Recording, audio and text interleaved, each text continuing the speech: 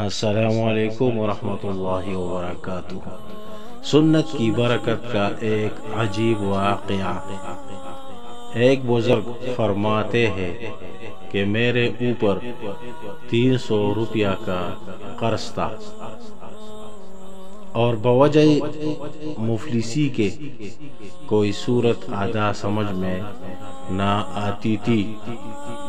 اتفاقاً ایک دن میں نے کسی عالم کے درس میں یہ سنا کہ جو شخص کھانا کھانے سے پہلے اور بعد میں سنت سمجھ کر ہاتھ دھو لیا کرے تو اس کا یہ فائدہ ہوگا کہ چند دنوں میں اس کا قرض ادا ہو جائے گا۔